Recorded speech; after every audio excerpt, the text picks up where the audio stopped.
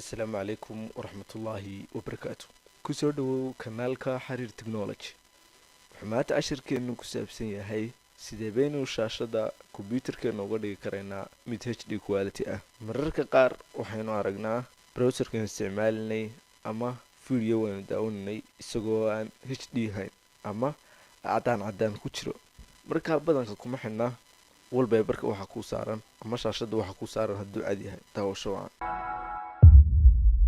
أمل تألق وارتقى مثل النجوم محلقا في وسط قلب في الهبوط soo dhawo mar labaad iyo mar saddexaadba cashirkeenu inooguma baahnaa wax software ah amba wax program ah balse waxay inooga baahan yihiin inaynu tagno start menu markay tagno run ayaynu ka dooraynaa run ayaan waxaan ku search garaynaa dccw marku dhuufano okay baan odhanaa run okay maniri wuxuuna geynayaa display color calibration markaa page-kan waa page ugu badan ee uu shaqadeenu ka dhacayso deedna waxaan ka dooranaynaa next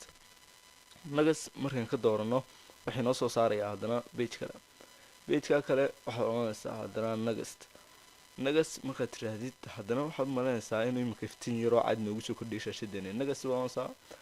haddaba waa tan halka ugu muhiimsan ayaynu ka shaqeynaa haddaynu kor u qaadno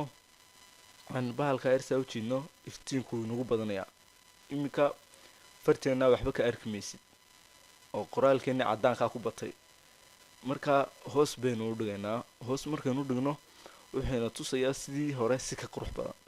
oo wuxuu nooga dhigay imika farteena HD buu nooga dhigay shaashadeena imika HD bay noo noqotay waana arrinkan u socono marka wax saas si sameeyno waxaan oranaynaa next haddana waxaanu sii taabanaa next isaga ayaa inoo dooraya marka inagu shaqada quraynu soo qaban inta kale isaga ayaa ku dooraya adigu waxaad leeyahay next marka haddana waxaan soo oranaynaa next isaga ayaa inagu og waxa inoo qurux badan next adigu waxba ha taaban waxba ha bedelin intaa qura weeye hawsha dhanba waxaan oo sheegay haddana imka qoraalkaaga sidan kaaga dhiga display-gaaga waa kan sida original sida HD-ga next baad leedahay next best finish waa dhamaatay haddaba waxaan qabanay wax saa u suweyn maaha waa hawl yar oo fudud waxaan filayaa inaad wax badan ka faa'iidaysateen kanaalka haddii aad ku cusub tahay kanaalka fadlan subscribe saar kambaleelkana furo like share si ay noogu noqoto dhiirigelin